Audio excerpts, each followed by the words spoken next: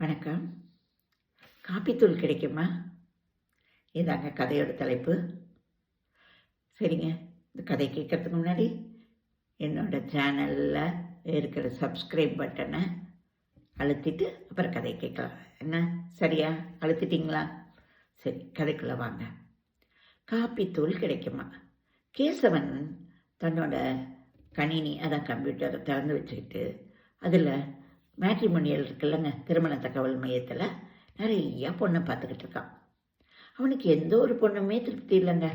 ஒவ்வொன்றுமா தள்ளிக்கிட்டே வரான். இதுக்கு அந்த குறை, அதுக்கு இந்த குறைன்னு நினச்சி மனசில் தள்ளிக்கிட்டு இருக்கான்.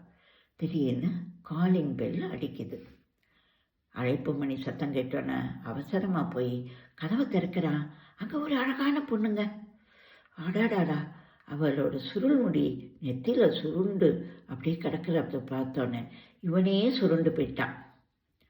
அவளோட கண் விழிகள், கருவிழிகள் அங்கேயும் இங்கேயும் அலைப்பாஞ்சிட்டு, எங்க அம்மா இல்லையா அப்படின்னு கேட்குறா அவனை பார்த்து, கேசவனை பார்த்து. உடனே அவன், நீங்கள் யாருன்னு அப்படின்னு ஆரம்பிக்கிறான்.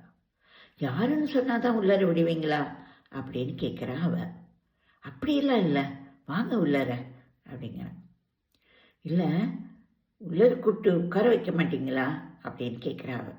வாங்க வாங்க உட்காருங்க அப்படின்னு சொல்லிட்டு, என்னை பார்த்தாப்புலேயே உங்களுக்கு தெரியல போல் இருக்கே அப்படிங்கிறா. இல்லை இல்லை, பார்த்துருக்கேன், நம்ம காமெடிக்குள்ளே உங்களை பார்த்துருக்கேன் அப்படின்னு ஒரு பொய்யை சொல்கிறான்.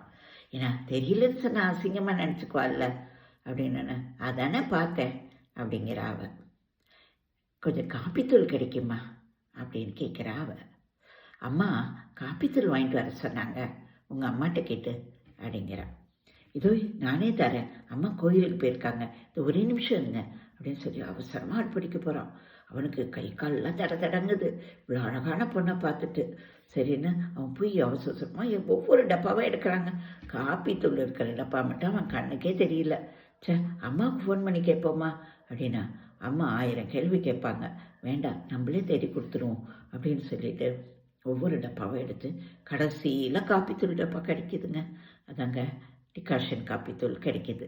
உடனே அது அப்படியே பெரிய டப்பாவில் இருக்குது. அப்படியே எடுத்து கொஞ்சோண்டு கொட்டி கொடுத்துருவோமான்னு நினைக்கிறான். ஐய, அவன் நம்மளை பற்றி என்ன நினைப்பா, அப்படியே காப்பித்தூள் டப்பாவை முழுசாக கொடுத்துருவோம் அப்படின்னு எடுத்துகிட்டு ஹாலுக்கு வராங்க.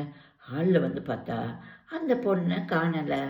அந்த பொண்ணை மட்டுமா காணலை, அவள் வச்சுட்டு போயிருந்தான் பாருங்க, கம்ப்யூட்டர், மொபைல் ஃபோன், பர்ஸு, அவனோட ரேபன் கிளாஸு, மோதிரம், என்னென்ன வச்சுட்டு போயிருந்தானோ